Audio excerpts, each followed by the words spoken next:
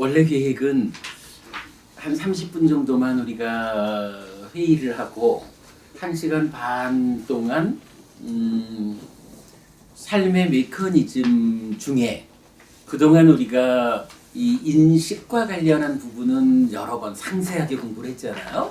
그래서 그 이후 행위 영역에 대한 이야기를 오늘 좀 설명드리겠다라고 예고를 했는데 아무래도 뭐 시간이 그 일을 다 할 수는 없을 것 같습니다. 오늘 그냥 제가 생각나는 대로 몇 가지 그 메커니즘에 대한 이해를 좀 말씀드리고요. 다음 주 참 3일절이죠. 다음 주 쉬어야 된다 했죠. 그러니까 3월 8일 날 법회 때 이 메커니즘의 후반부를 설명드리도록 그래야겠습니다.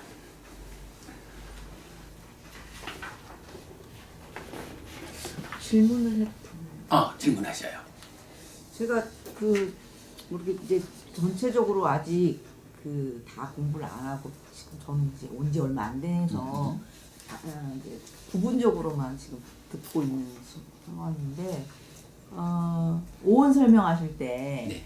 그리고 오온 그러니까 지수화풍 4대하고 공하고 식 네. 이렇게 6개. 네, 6개를 설명하실 때 그러니까 식이 4대가 없이도 존재한다고 얘기를 하신 부분이 이게 좀 교리적으로 안 맞지 않나 이런 생각이 들어서 4대 없이 식이 존재한다. 네, 그러니까 그래서 별도로 이렇게 그 부분은 제가 표현을 잘못했거나 아니면 법우님이 잘못 이해하셨을 수 있어요. 이런 이야기죠.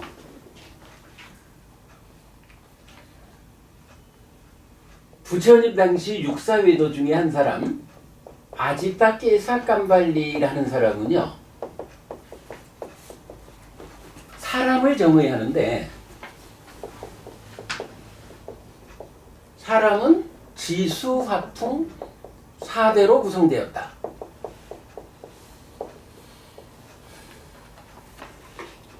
지수, 화풍이라는 이게 뭔가요? 이게 색, 물질이잖아요. 그러니까 물질을 구성하는 요소를 지수, 화풍 네 가지로 설명하고 있어요. 그러면 이것은 색이니까 몸이라는 이야기거든요. 그러면 아지타가 생각할 때에 사람한테는 몸만 있고 마음은 없다. 이렇게 생각했을까요? 그건 아닐 거예요. 세상에 어떤 사람이 그래도 명색이 스승소리를 듣는 사람이 마음 없어 몸만으로 살아 이러진 않을 거예요. 그러면 여기에 분명히 마음이 함께 있는 거거든. 다만 아지타에 의하면 몸으로 구성되었다라고 말하는 이것은 마음이라는 것은 몸과는 다른 것이다. 무언가 몸이라고 하는 대표성을 가지지 못하는 것이다. 이런 의미가 되겠죠. 이럴 때 이런 이야기, 색, 즉 몸이라는 것이 사람을 구성한다. 그런데 그 사람한테는 마음도 있기는 있다. 이 얘기에서 우리가 알 수 있는 거죠. 마음이라는 것은 그러니까 몸을 근본으로 삼는 내가 살아간다는 삶의 과정에서 부수적으로 생겨나는 것이다. 그러면은 몸이라는 것은 이제 1차적인 요소예요. 나를 구성하는. 그리고 1차적 요소인 몸에 의한 삶의 과정에서 2차적으로 마음이 생겨난 것이다. 그러면 살아가는 동안 어떤가요? 아무리 아지타식으로 보아도 그래도 몸이 마음 끌고 산다 이렇게 말은 잘 안 하겠죠. 마음이 몸 데리고 살아가는 거죠. 그러나 이런 식으로 설명을 하면 살아있는 동안은 마음이 몸을 끌고 다니면서 사는 거예요. 그래도 주인은 마음이 생각하는 자인 마음이 내가 주인이요 이러면서 몸 데리고 살겠죠. 그런데 죽으면 어떻게 될까요? 죽으면 마음이라고 하는 자체가 몸이라고 하는 이 일차적인 것에 의해서 부차적으로 생겨나는 이차적 존재인 거예요. 그러면 그 얘기는 일차적인 이 요소가 토대가 되는 거고 토대에서 생겨난 거거든.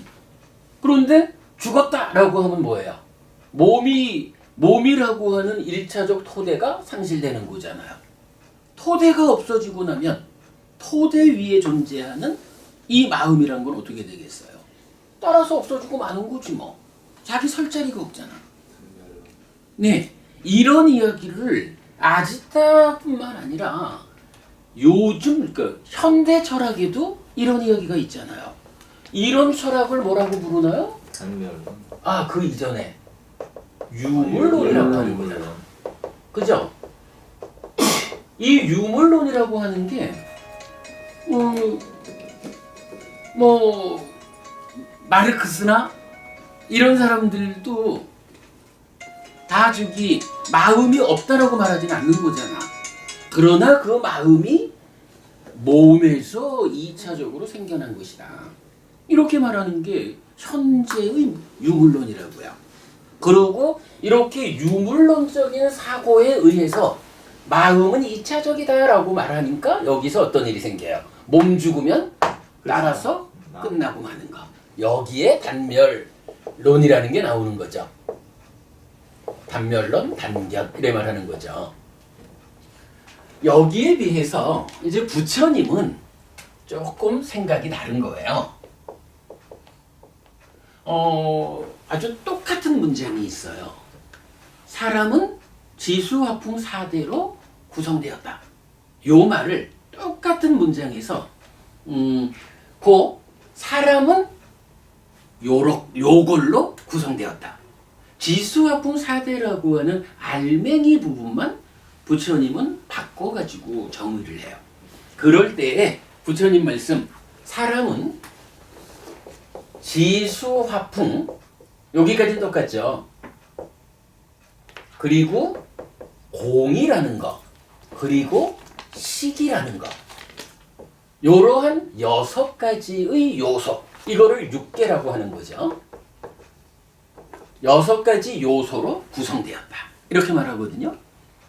그러면 이게 사실은 아지타 깨사칸발리의 논리로도 사람은 지수화풍 공식 6개를 말해야 되는 거예요. 여기도 마음식이 있거든.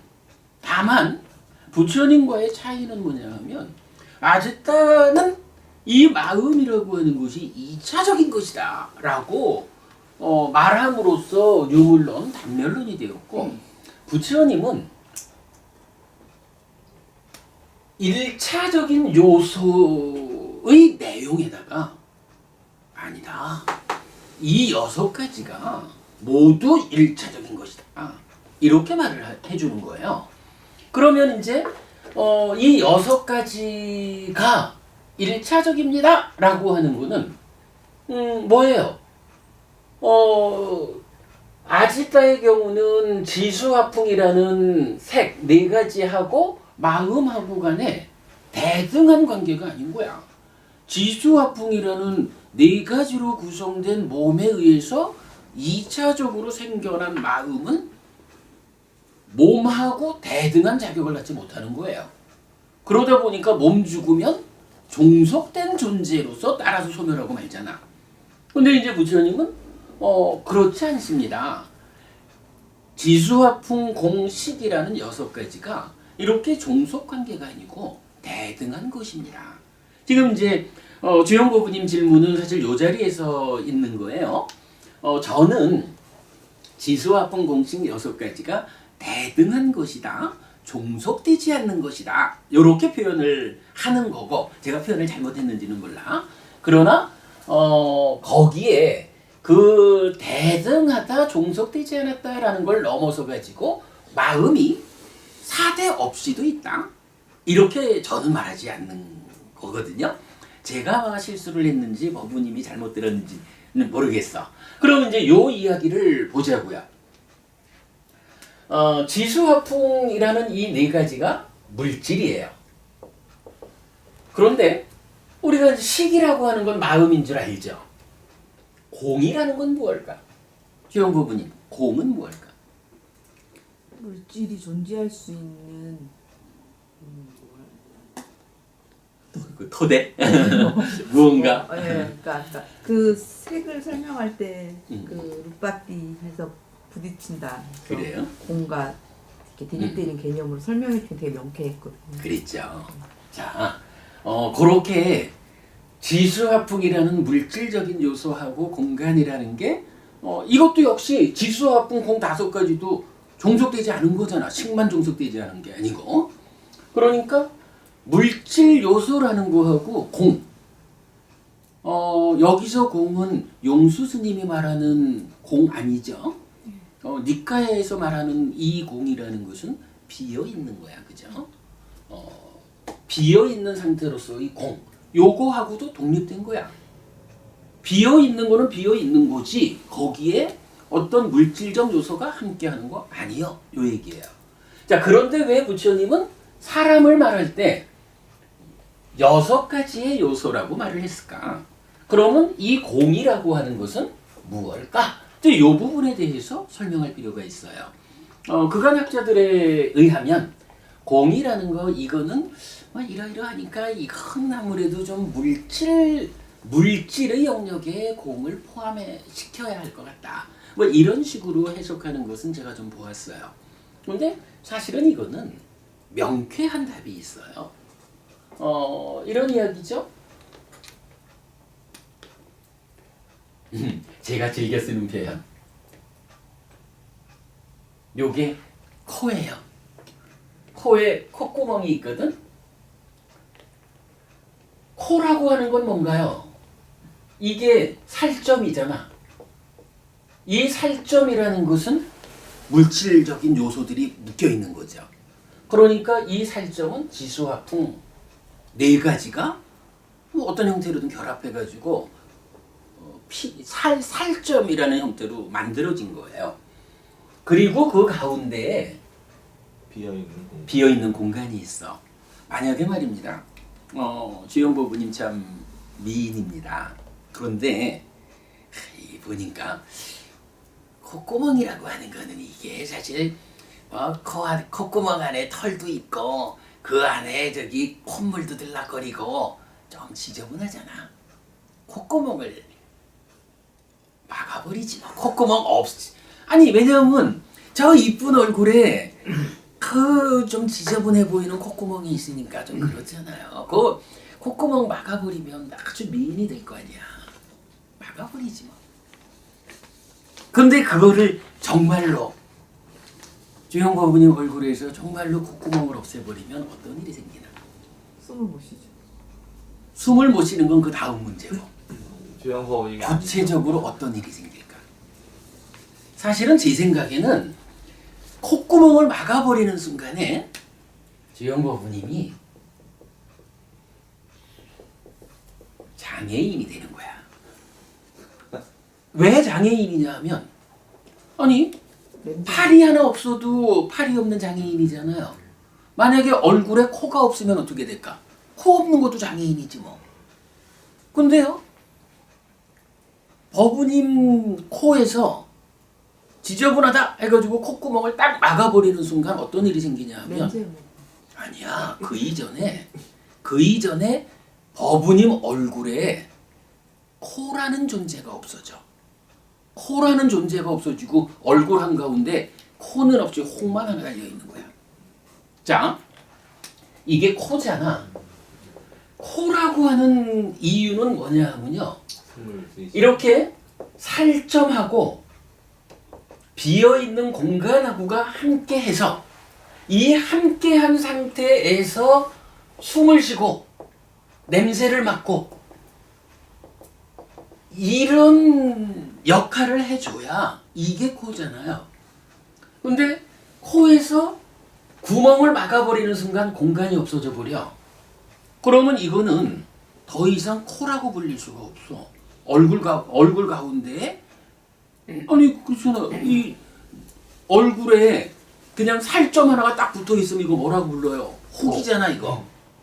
코는 없어지고 혹만 하나 붙어 있는 거야.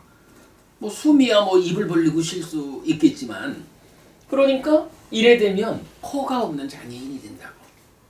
자 여기서 우리가 보아야 하는 게 뭐냐?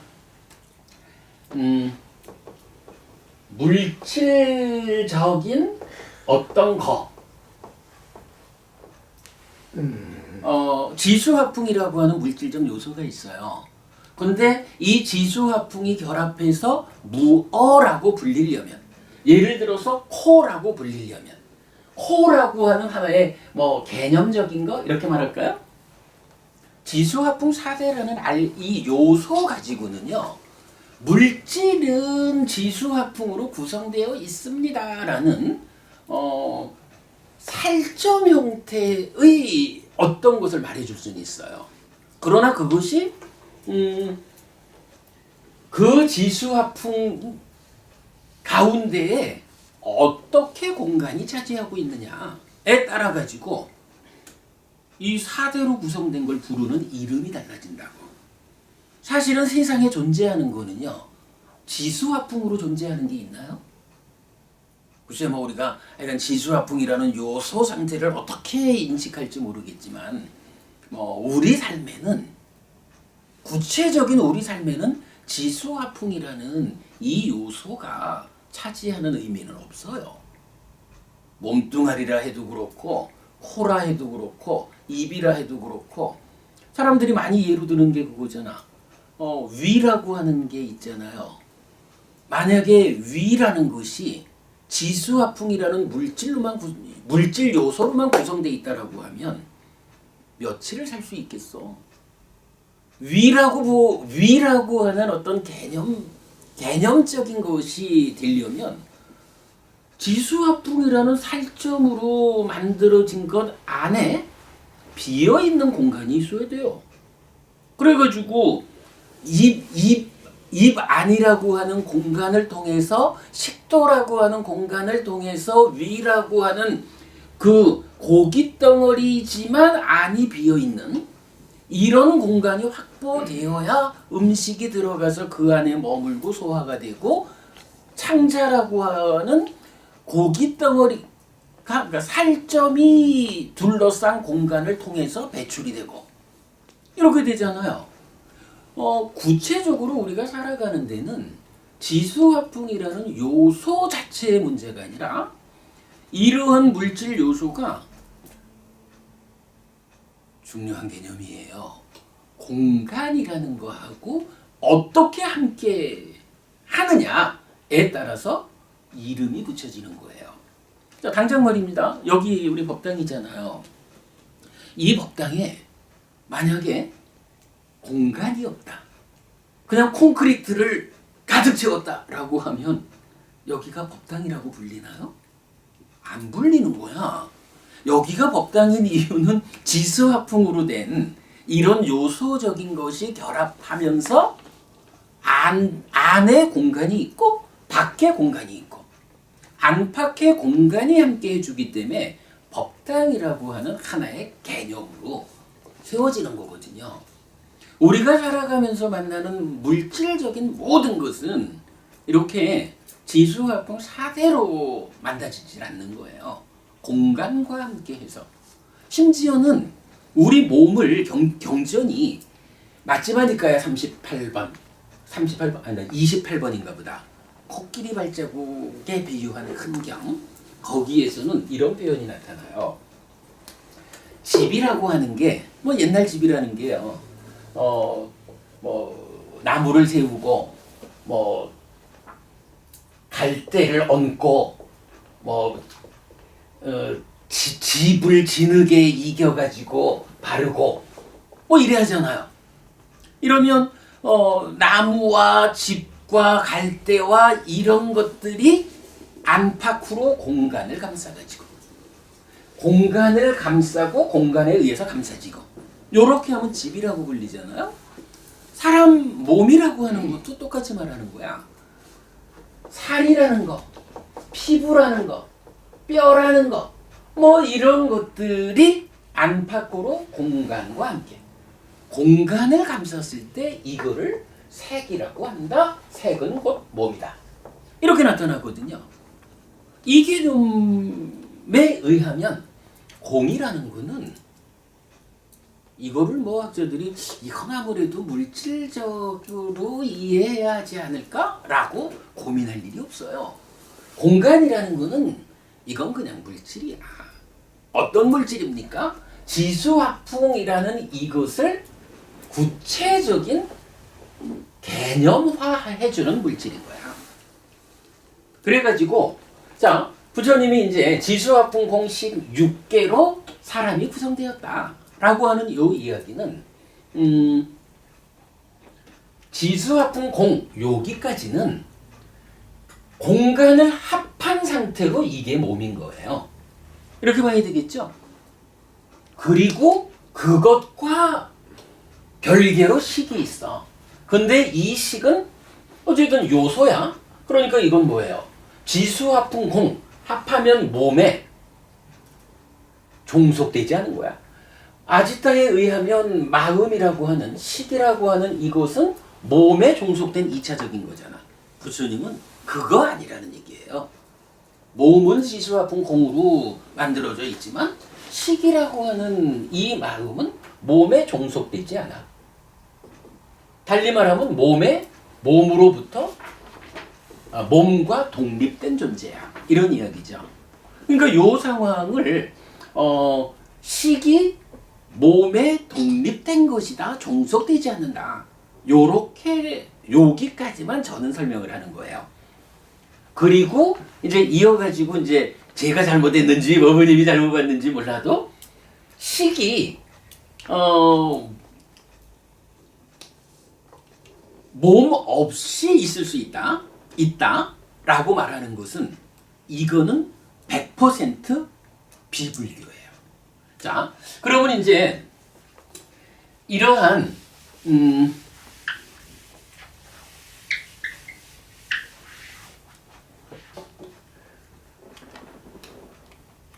이 마음이라는 것은 어떤 것이냐라고 하면 저는 사실은 뭐 제가 아주 강조해서 쓰는 표현이에요. 마음식이라고 하는 이 마음 이거는 가장 큰 인간에게서 마음이 가지는 가장 큰 특성이 무엇냐라고 하면 몸 없이는 존재 의미를 가지지 못한다. 제가 이거 해피스님의 마음 이야기 책에서도 이 이야기를 강조하고 있고요. 우리가 마음을 볼 때 가장 중요한 개념이 사실은 이거예요. 마음이라고 하는 거는요, 몸 없이는 존재 의미를 갖지 못해요. 존재 의미를 가지지 못한다? 달리 말하면 마음은 지 혼자 서 있을 수가 없다. 이 얘기예요. 자기 혼자 마음은 있을 수가 없어요. 이런 이야기를 이제 경전은 어떻게 말하나요? 자, 여기에 앞서 가지고 우리가 한 가지를 좀 더 여기서 보자면 이걸 봐야 되겠지. 아제따는 사람을 설명하면서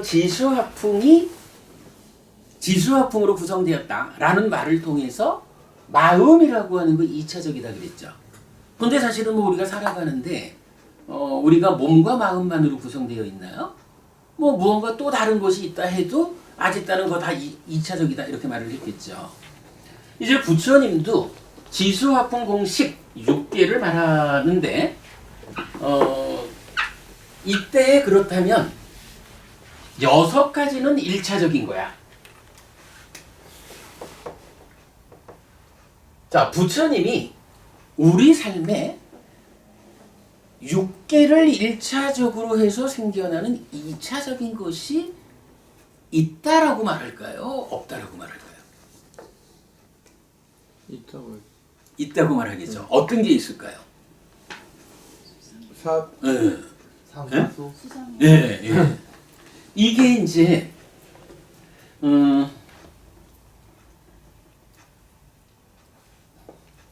나는 누구냐? 우리가 지난 시간에 얘기했죠. 오온. 자, 나는 누구냐라고 하면 이제 요거를 제가 순서를 좀 바꿔봤어. 첫째로는 유신이야. 유신 이럴 때 이게 뭐죠? 몸과 함께하는 요 얘기잖아. 누가? 마음이. 그러니까 유신이라는 것은 이게 몸과 마음으로 나를 말하는 거거든. 그리고 이게 한 걸음 더 나가면 나는 누굴까? 유신, 다음엔 뭘까? 하면 이제 법부님 오치온인 거야. 오치온이라는 건 뭐예요? 색수상행식 오온이잖아.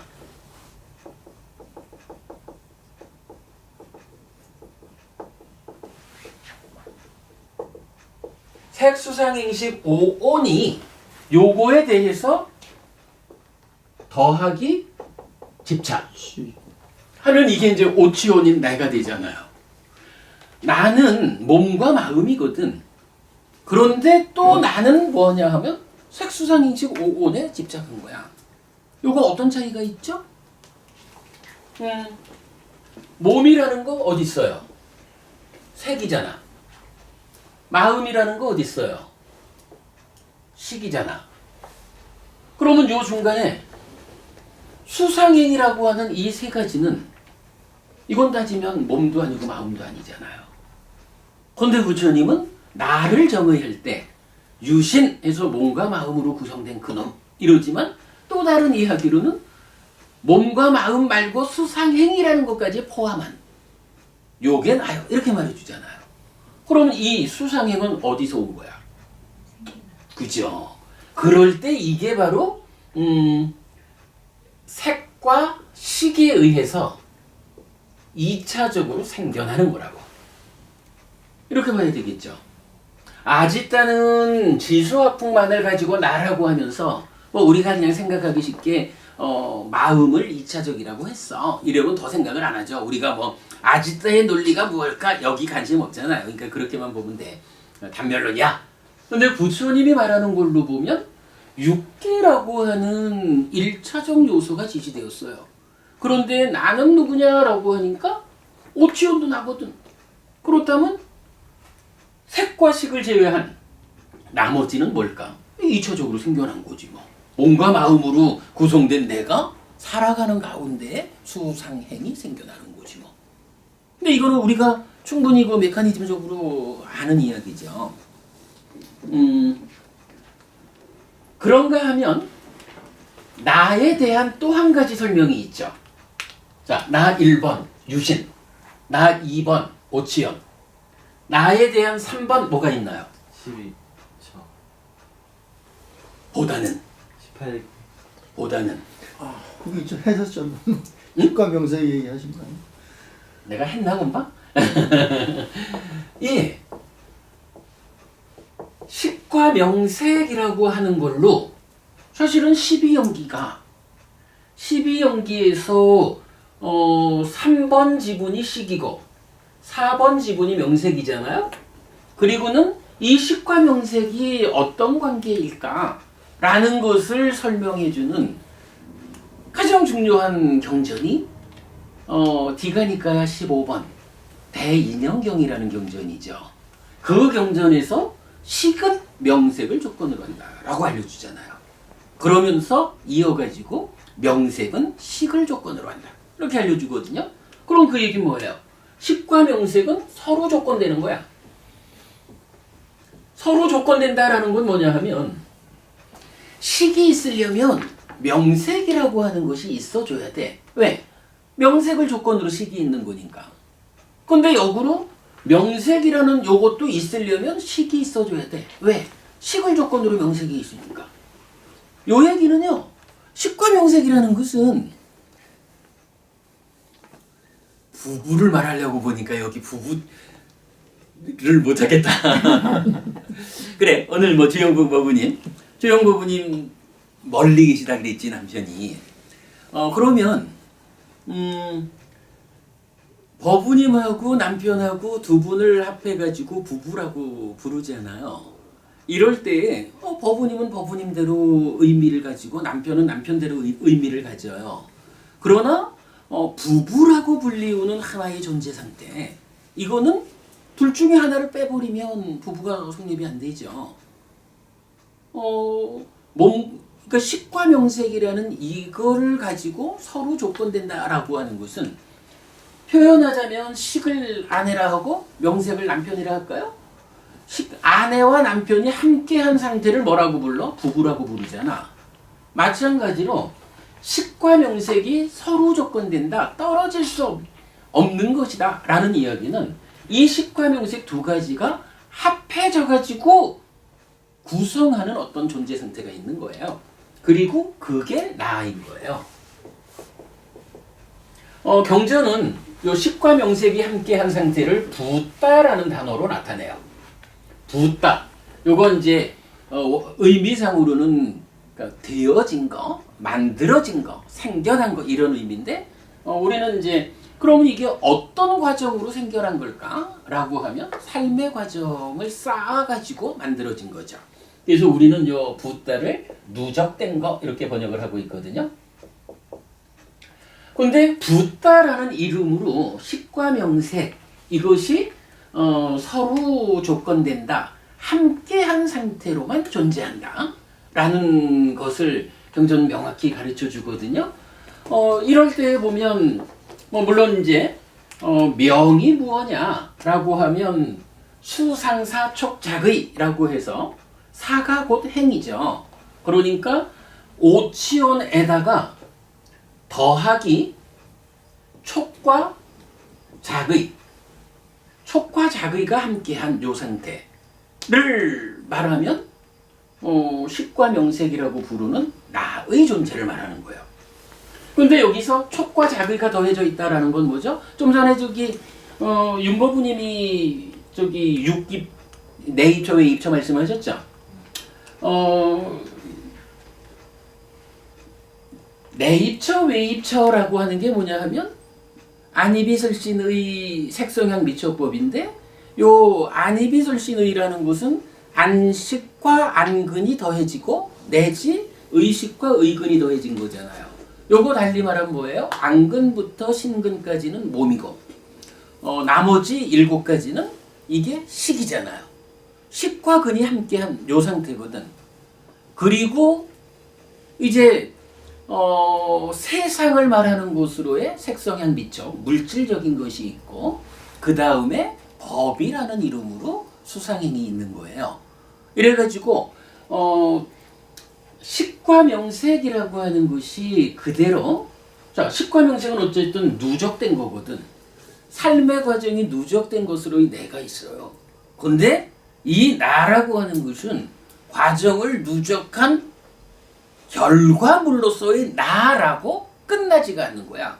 자, 부처님이 유신, 오치온 이어가지고 식과 명색을 나라고 정의하는 건 뭐냐 하면 오치온이라고 하는 삶의 과정이 누적된 결과물로만 나를 보아서는 안 된다. 거기에 촉과 작의라고 하는 자, 육내입처가 육외입처를 어떻게 해요? 작의하죠. 작의해가지고 식을 만들잖아.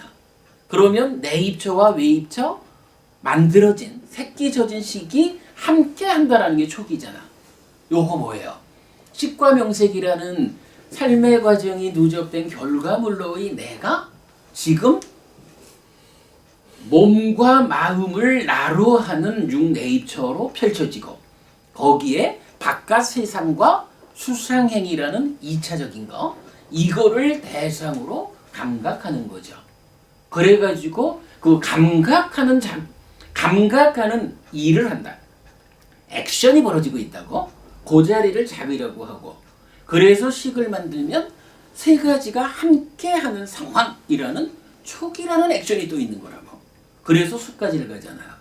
그러면 식과 명색이 촉과 작의를 포함한다라는 것은 누적된 결과물로서의 나라고 나를 정의하고 끝나는 게 아니라 나라고 하는 이 존재는 촉과 작의라는 두 가지 지금 이 순간 삶의 과정에서 액션하는 살아있는 존재, 지금을 살아가는 상태가 나다. 이렇게 말을 해주는 거거든요. 이거 우리가 지난 시간에 대충 보았죠. 이렇게 이제 나라고 하는 것을 세 가지 형태로 말을 해주는 거예요. 그러면서 식과 명색이 서로 조건되는 것이다. 떨어질 수 없는 것이다. 이렇게 말을 하죠. 그렇기 때문에 이제 식이라는 이 마음은 모험 없이는 존재의 의미를 가지지 못한다라고 이런 서로 조건됨에 의해서 이런 결론을 이제 말할 수가 있어요. 근데 이렇게 모험 없이는 존재의 의미를 가지지 못한다. 그러면 이거는 이제 말로 치면 그러면 마음이라고 하는 게 존재 의미를 가지지 않는 상태가 있을까? 이렇게도 말할 수가 있어요. 그러니까 분명히 몸과 함께 해야만 나라고 불리는데 경우에 따라서 나라고 불리지 않는 상태가 있는 건 아닐까? 몸 없이 마음 혼자. 이거는 존재 의미는 가지지 않는다 해도 마음 혼자로서 이런 경우는 있지 않을까? 이렇게 이제 의문을 해볼 수가 있는데 사실은 식이 몸 없이 혼자 있다라고 하면 그거는 식이라고 하는 존재가 이미 되어 있는 거야. 그런데 부처님은 그런 존재 의미가 없다. 달리 말하면 몸 없이 식이라는 것은 혼자 있는 경우가 없다. 이거거든요. 그래가지고 몸 없이 혼자 있는 경우가 없다라는 거에서 우리가 그 삶에 대한 아주 중요한 시각이 하나 나타나죠. 자, 불교 안에서 마음이 몸 없이 혼자 있는 어떤 상황을 설정하죠. 그 상황을 뭐라고 불러요? 무섭게. 아니야. 무색계라고 하는 거는 그 해석이 잘못된 거예요. 무색계는 사람들은 무색계를 그 색이 없는 그래서 수상행식 사온만으로 구성된 중생 이렇게 말하는데 그렇게 되면요 심각해져. 오치원이 나라고 하는 이게 깨져. 무색계는 중생이 아닌 게 돼. 근데 색계, 욕계, 색계, 무색계가 중생 세상이잖아. 무색계를 시작하는 공무변처가 어떻게 정의 되냐 하면 색이 없다 이렇게 나오지 않아요. 색상, 색에 대한 경향을 넘어섰다. 색, 몸에 대해서 나열하고 붙잡는 그 낮은 집착의 상태를 넘어선 상태다 이렇게 말하지 몸이 없다는 게 아니야. 우리 눈에 보이지 않지만 뭐 색계도 우리 눈에 안 보이잖아요. 우리 눈에 안 보이기는 하지만 무색계의 중생도 몸이 있는 거야. 다만 그 몸을 나라고 붙잡는 색상을 넘어선 상태야. 그러니까 높은 상태지. 자, 그거는 아니고 지금 누가 말씀하셨어? 중유라는 개념이 있죠. 중유라고 하고 또는 뭐 중음 이렇게 말하는 거죠. 사실은 이 중유라는 개념이 뭐예요? 죽어가지고 죽으면 일단 이제 몸이 버려진 거죠. 그래요. 새로운 몸을 만나는데 어느 기간이 있다는 거잖아. 지영법원님 그 얘기는 분명히 몸이 죽었어. 그래서 마음이 혼자 된 거야. 그리고는 새로운 몸을 만나는데 그래 49일이 걸리는 거야. 그럼 이 얘기는 뭐야? 그동안에는 마음이 몸 없이 혼자 있다는 거잖아. 그죠? 그게 중유의 개념이죠. 그런데 부처님에 의하면 마음은 몸 없이 있지를 못해. 그래서 디가니카야 28번인가 9번인가 그 확신경이라는 경전에 보면 이런 이야기가 나와요. 이 세상이라는 건 뭐야? 이 몸과 함께하는 세상이죠. 저 세상은 뭐예요? 이 몸이 죽었다라는 형태로 떨어져 나가고 나면 새로운 몸과 함께 새로운 내가 되는 것이 저 세상이잖아요. 그런데 이때에 약간 시기라고 하는 것은 계속 이렇게 흘러가는 거지 뭐. 변화 가운데 흘러가잖아요. 확신경에서 정확한 말을 해줘요. 이 세상과 저 세상에 걸쳐서 끊어짐이 없는 시계 흐름. 이런 표현을 해줘요. 이거 무슨 얘기예요? 죽었어. 죽었다. 몸이 떨어져 나갔어. 그랬는데 그러니까 이생이 끝난 거예요. 그런데 새로운 뭔가 만나면 다음 생이 시작돼. 그러한 이 세상과 저 세상 간에 끊어짐이 없대. 틈이 없대. 이건 뭐예요? 죽음을 통해서 몸이 떨어져 나가는 그 순간 이미 다음 생을 살기 위한 새로운 몸이 만나진 거야. 여기에는 끊어짐이 없어. 틈이 없어. 이거 제가 그냥 몸 없이 존재의 의미를 가지지 않는다 이렇게 말하는 게 아니고 경전이 말을 해주는 거예요. 요거 분명히 그 이 세상과 저 세상에 걸쳐가지고 이 마음이 몸 없이 존재하는 그런 순간은 없어요. 그래서 테라와다적으로 중류는 없는 거야. 그래서 우리가 49제를 안 지내는 거예요. 예를 들어서 네. 두 가지가 있는데, 그러니까 몸을 떠나서 걔가 다른 공간으로 옮겨가는 방법이 하나 있고, 또 하나는 그때 중유를 만약에 그 어떤 우리가 생각하는 그런 몸이 아니라 어떤 다른 형태의 몸을 가진 존재가 될 수 있잖아. 지금 우리가 이 몸이 아닌 다른 형태의 몸이 되었다가 잠시 머물다가 다시 이 몸을 또 다른 이런 몸을 갖는 과정을 생각하면 다른 형태의 몸을 갖고 있는 걸 중유라고 볼 수도 있죠. 좋아, 이렇게 봅시다. 지금 이제 잠시 떠나는 이런 거는 네. 말하자면 네.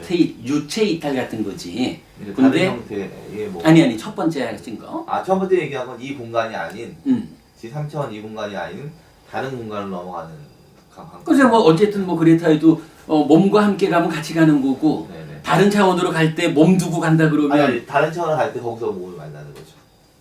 지금 우리가 살고 있는 이 공간 말고 다른 공간에 또 다른 몸을 만나는 아바타 같은.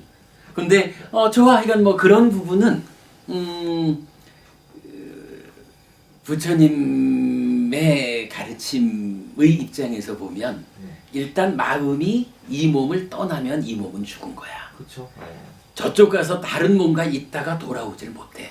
이 몸이 아니죠. 여기 들어오는 게 아니라 또 다른 생명이 탄생되는 순간에. 아니 그거요. 그러면 이 몸으로 돌아오지 못한다는 건 이 몸은 죽은 거지 뭐. 그렇죠, 그렇죠. 그거는 뭐 다음 세상인 거지 뭐. 네네. 그러니까 뭐 그건 의미가 없을 것 같고. 두 번째로 그 중류라고 하는 개념이 그 잠깐 다른 몸을 얻었다라고 말한다면 그거는 다른 몸과 마음이 갖춰지면 이미 다음 생으로 태어난 거야. 그거는 중류라고 부를 게 아니라 아주 짧지만 다음 생을 사는 거야. 그렇죠. 그죠? 다음 생을 잠깐 49일간 다음 생을 살고 그 다음 생을 갖다 이렇게 봐야 되는 그렇게 거야. 보는 거죠. 그렇게 뭐 말은 할 수 있어. 그러면 그거는 중류라는 개념이 아니라 짧은 한 생을 사는 거야. 근데 이제 그 이전의 문제는 뭐냐 하면 경전에는 어떤 형태로 설명되든지 간에 중유라고 불리는 그 단어가 없어. 경전에는 그러니까 부처님은 중유라고 하는 단어를 안 써요. 그건 뭐냐 하면 부처님이 삶을 설명하는 데 필요한 건 다 했거든.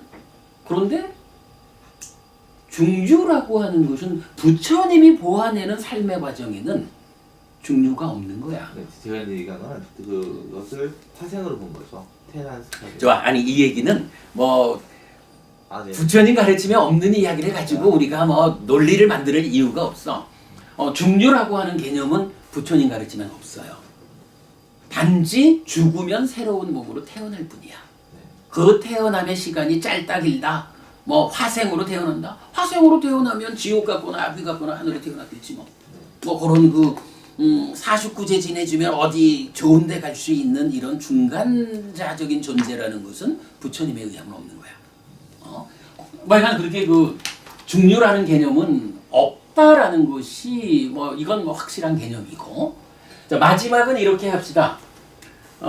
이렇게 시기 몸 없이는 존재의 의미를 가지지 못한다. 끊어짐이 없다. 그리고 이 나라고 하는 존재 상태는 육계다 라고 하는 이 부분이 얼마나 예외 없이 적용되냐 하면 최보부님 예.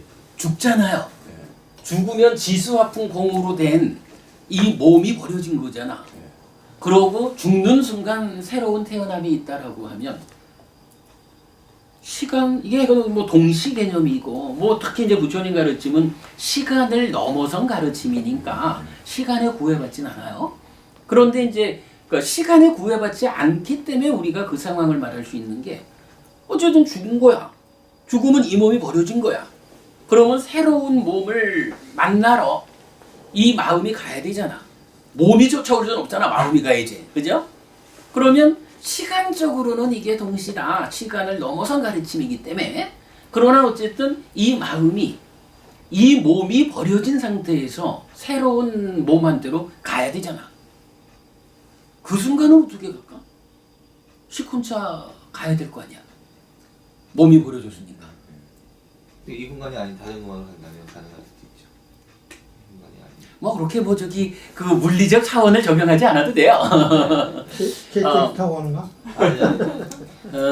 이 부분은 그래서 이제 어떻게 말을 하는 거냐 하면 그래 제가 이제 아까 그랬잖아요. 물질이 뭐 지수화풍으로 이제 사대로 말하지만 우리 삶에서 구체적으로 만나지는 거는 지수화풍으로 우리가 만나지는 않잖아요. 우리가 만나는 물질적인 모든 거는 지수화풍이 공간과 함께해서 개념화된 어떤 걸 만나잖아. 그죠? 죽어서 새로운 마음을 만나는 이 과정. 뭐 시간적으로는 뭐 새로운 몸을 똑같은 거야. 그래, 새로운 마음을 만나는 이 과정. 몸을 만나는 거죠. 그래, 새로운 몸을 만나는 지금 거지. 마음이라고 하죠. 아, 그랬나요? 네, 네. 미안합니다. 이 마음이 몸이 죽어서 버려지고 새로운 마음이 아니고 몸을 만나는 요 과정이 경전에 나타나요. 근데 그 순간을 뭐라고 표현하냐 하면 육계로서 요때 써가 아니고 서야. 육계로 써 이러면 누군가 육계를 네. 가지고 이 개념이잖아. 그게 아니고 육계라는 존재 상태로 육계의 자격으로 육계로서 붙잡음이 있으면 붙잡음이 있으면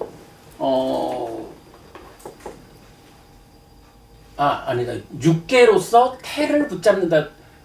뭐 하여간 육계로서 붙잡으면 거기에 명색이 있다. 라고 해서 명색이 있으면 식이 간 거니까 다시 내가 구성되잖아. 그런데 바로 그 자리 식이 명색을 찾아서 가는 그 과정을 말할 때 식이 간다라고 말하지 않는 거야. 육계로서 간다라고 말하는 거야. 그럼 육계가 뭐예요?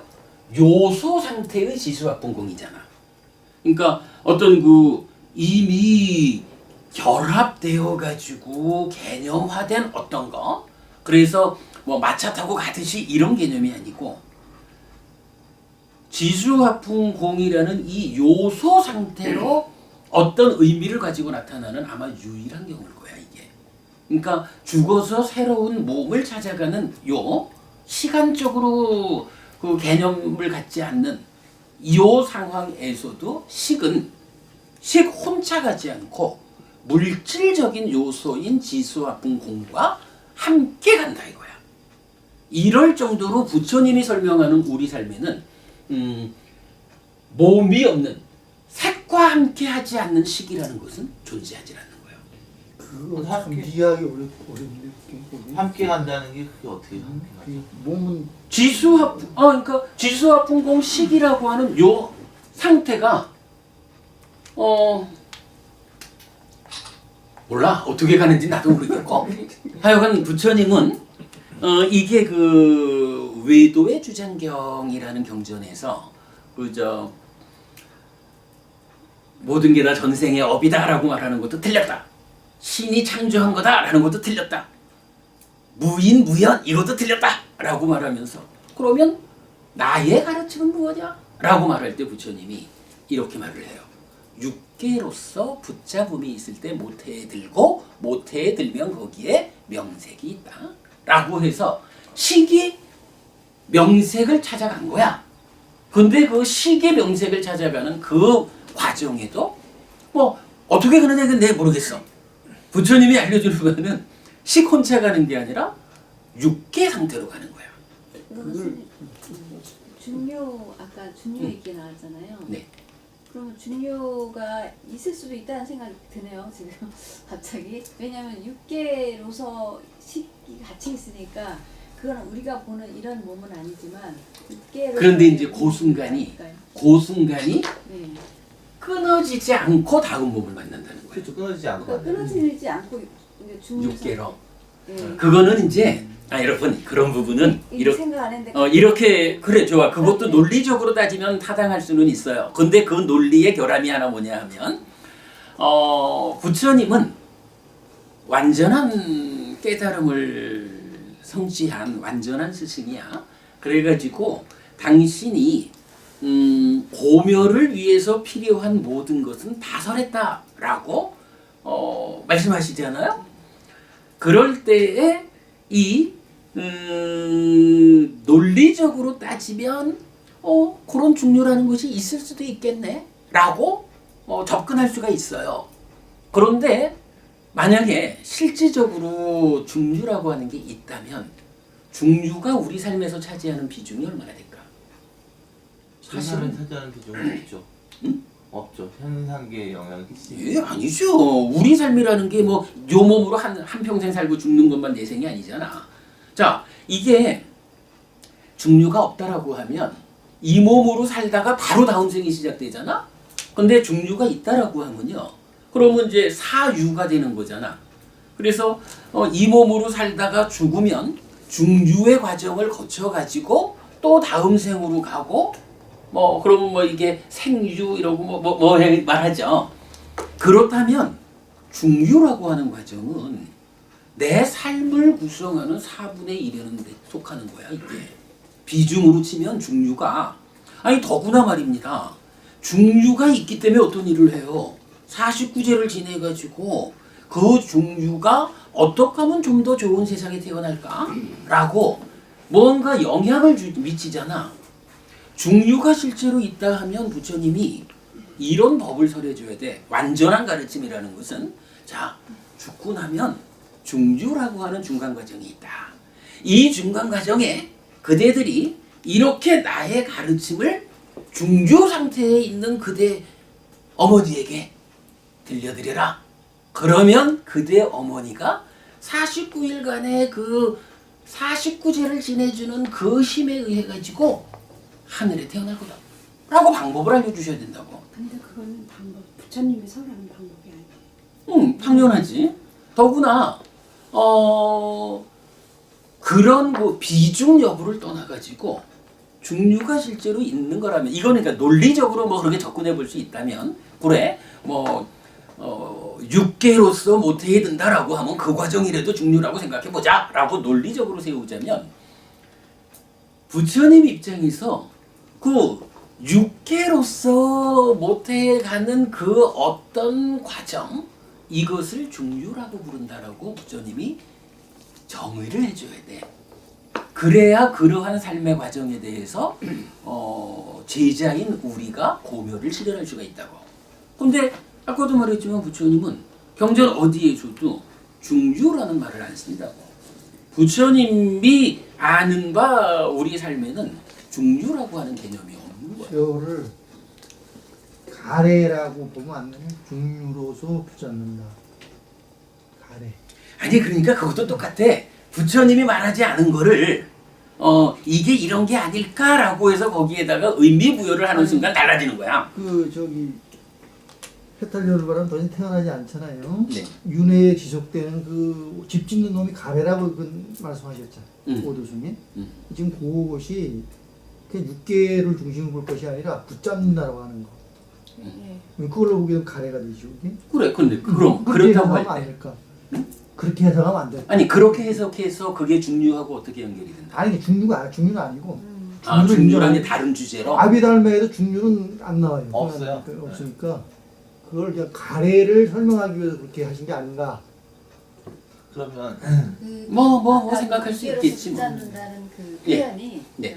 치차 그래 진짜. 유치원의 치차의 근데 그건 갖다가 상상이고 아니 그거는 근데 상상은 아니야. 이 부분은 그 스님 말씀은 타당해요. 그러니까 이런 그 저기 왜 저 그 와차고타야 뭐 이 경에 보면 그러잖아. 이 하나의 촛불이 하나의 촛불로 옮겨갈 때 그 이 생명에서 저 생명으로 옮겨가는 그때의 동력은 가래다라고 얘기를 해주잖아. 그러니까 그 말씀은 뭐 타당한 말씀이고, 그러나 이제 여기서 제가 드리고 싶은 말씀은 이러한 뭔가 마음이 그 오늘 이제 주영거부님 문제 제기하신 마음이 몸없이 있을 수 있다라고 하는 이 부분은 전혀 부처님 말씀과 다르고 저의 생각하고도 다르다. 네, 저도 이제 그렇게 생각하기 때문에 질문을 드린 거고요. 네. 아까 그 독립되어 있다라고 하는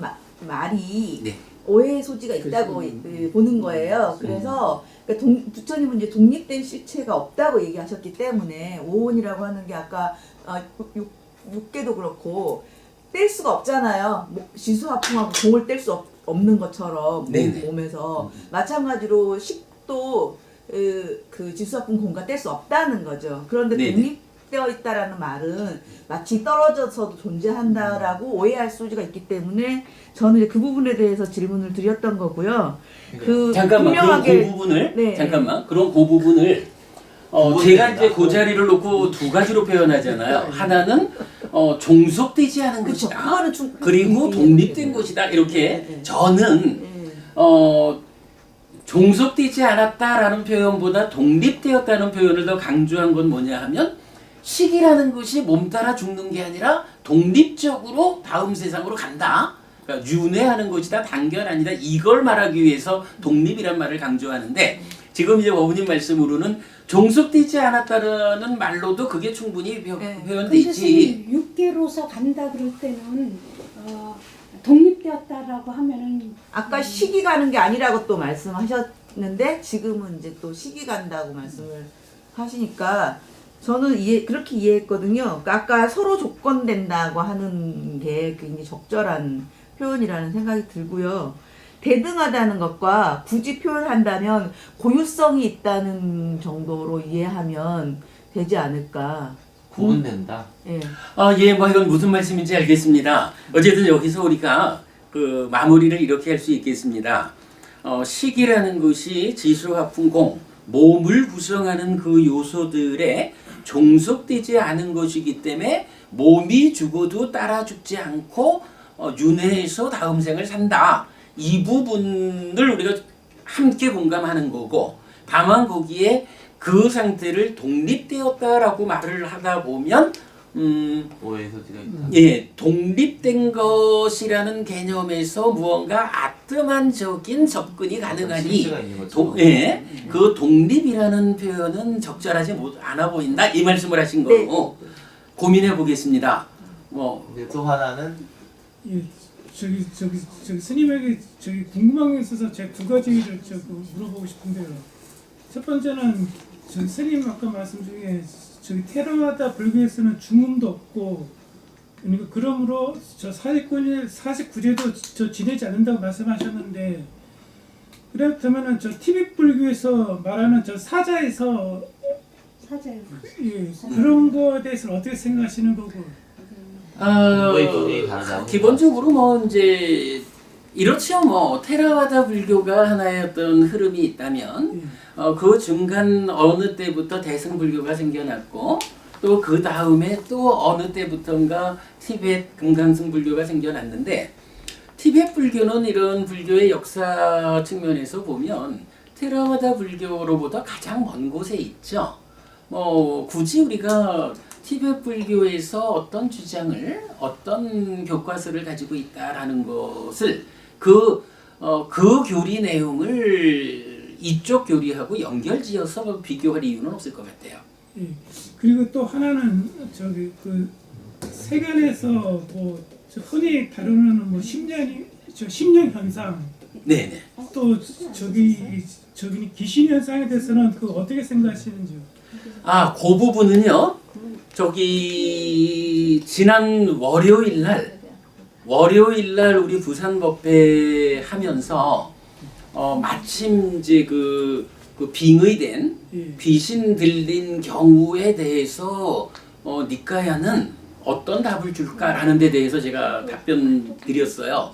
그래서 그 답변 그러니까 월요일 날 기본기 법회 최근 거를 보시면 그 수업 보고 제일 아래 가면 작년인가 재작년인가 우리 그 홍제동에서 법회하면서 그 주제를 가지고 1시간 설법한 내용 동영상을 또 연결해 놨거든요. 그걸 보시면 될 것 같아요. 예, 알겠습니다. 예, 그렇게 합시다. 그리고 마치죠? 시간이 너무 늦었다. 네.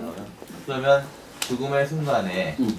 그 식이라는 놈이 네. 또 다른 남녀의 교접하는 곳으로 순간 이동을 해서 옮겨간다 이렇게 봐야 되겠네요. 지금 아닙니다. 근데 이제 자꾸만 순간에 우리가 시간적인 개념을 우리 인간적인 차원에서 자꾸만 이 시간 하는데 그 시간이 사실 개념화했기 때문에 우리가 시간 하는데 실제적으로는 그 우리가 말하는 시간이 아닐 수도 있어요. 아니 그리고 이제 그 부분에 대해서는 이런 점을 봐야 돼요. 시기 새로운 부모를 찾아가는 그 상태가 부모가 성행위를 하는 그 시점에 찾아가는 게 아니고 성행위를 통해서 그렇죠. 수정란이 되어가지고 이 수정란이 상당 시간을 머물잖아. 수정란이 식을 받아가지고 새로운 생명이 되기 위해서는 뭐 며칠 시간이 있다고. 그러니까 지금 당장 성행위를 하는 이렇게 보는 거는 아니고. 그렇죠. 수정란이 그렇죠. 착상이 되는. 그러니까 이제 그렇게 봐야지. 수정란이 생겨도 모두가 다 임신하는 게 아니라 수정란이 되었다가도 우리식으로 이해를 하자면 육계로서 식이 찾아와서 새로운 내가 형성이 돼주면 착상을 해서 아이로 성장하는 거고 이렇게 식이 육계로서 찾아와 주지 않으면 그때는 그게 이제 생리를 통해서 배출되는 거죠.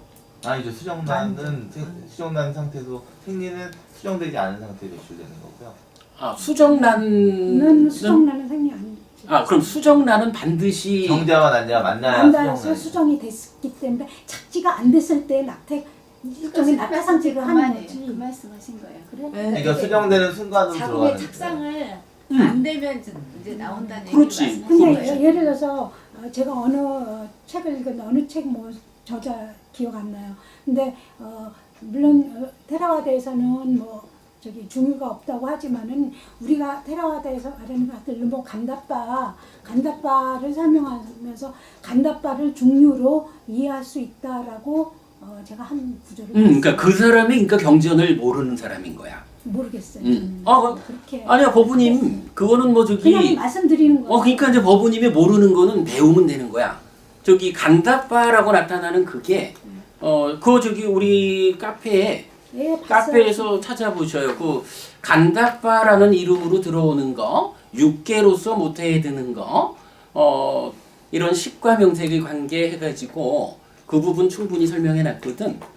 일단 니까야는 그렇게 알려준다고. 그거를 간다빠라고 하는 단어를 가지고 이게 무슨 신의 이름이고 어쩌고 해가지고 달리 보는 거는 경전을 꿰지 못한 사람들의 논리예요. 그러니까 그 부분은 무시해도 좋을 거야. 스님은 간다빠를 뭘로 보나요? 간다빠가 있나요? 간다빠라는 이름이 네. 바로 그 육계로서 모태에 드는 그 자를 말하는 거라고. 그거라고. 네, 옮겨가는 놈이죠. 그렇지. 육계로서 모태에 드는 그 옮겨가는 자를 간다빠라고 부른 거지. 그 하나의 경전에서. 끝! 요만합시다. 네네. 그게 말이 안 돼. 가야죠. 육신이 있고 육신이 있는데. 자, 어서 가셔요. 우리. 하세요. 육신은 있구라는 게 무슨 얘기야? 지수화풍 공으로 되어 있는 육신이 있잖아요. 요소가 있죠. 누구한테? 그러니까 거기서 육계를 그냥 단순하게 요소로 그렇지. 그래서 아까 제가 그 얘기하잖아. 그 명색이 아닌 요소로. 그러니까 요소 상태로는 우리 삶에서 만나지지 않는다는 거지. 그리고 오직 이 몸이 버려지고 다음 몸으로 들어가는 그 시간적으로는 존재하지 않는 그 이동의 상태를 요소 상태로 간다라고 경전이 말해준다라는 거지. 네. 수고하셨습니다. 어쨌든 끊어짐이 없이 간다는 거니까. 그럼요. 이거 네. 아주 중요한 거예요. 만약 이게 끊어짐이 있다 그러면 부처님이 중류를 설하지 않고 어떻게 완전한 가르침이라고 말할까? 어쨌든 그건 순간 없기 이동을 때문이야. 하는 거죠. 난 그건 모르겠어. 아직 그게 끊어짐이 없어. 이런 부처님 삶의 말씀하신 이야기가 끊어짐이 꼭 없다. 물질적으로 물질이라는 거는 뭐 이렇게 커다란 비중이 아니잖아. 그거를 꼭 물질적인 어떤 표현으로 나타내려고 애쓸 이유가 없어. 법원님이 정말로 그 부처님을 좀 더 잘 만나려면 물리학자로서 가지고 있는 어떤 세계관, 삶에 대한 시각을 물질을 넘어선 더 넓은 영역에서 부처님이 설하는 이 부분으로 좀 공개할 필요가 있어. 법원님께 좀 물리적으로 불교에 접근하려 가지고는 한계가 있어. 제가 볼 때는 물리적으로는 시간과 공간이 연결돼 있어요. 글쎄 잘 모르겠어. 상대성 이론에 의하면. 교수님, 네, 그건 저기 아까 육계로서 붙잡는다 했잖아요. 예. 그게 육계와 저기 이제 내라고 하는 그 지수화풍 공식으로 표현하는 여기도 요소고 거기도 요소 아닙니까? 달라요? 그게 맞아요. 아니요, 그거예요. 그런 거죠. 예. 그 지수화풍 공식으로 본다면 그게 말하자면 색과 식이 같이 있는 거잖아요. 예, 지금 예. 어떻게 보면. 예. 네, 그런 거죠. 6개로서 간다. 근데 실적으로 그 말하자면 그 몸이 좀 죽은 상태에서 식이 가는 게 아니고 육계로 간다 그러면 몸과 그러니까 색깔이 그게- 같이 간다는 표현이 되니까 좀 헷갈려서 그래요. 그게 지금. 아니, 그러니까 이제 끊어짐이 없어야 되고 몸이 없이 존재하지 않으려면 6개로서 간다고 해야 논리적으로 맞는 거예요. 그리고 이제 그러니까 이거는 이 측면으로 봐야 되는 거예요. 저기 식이라는 것은 이게 육계 상태로 항상 함께 있어야 돼. 그런데 일반적으로 우리가 살아있는 동안에는 예.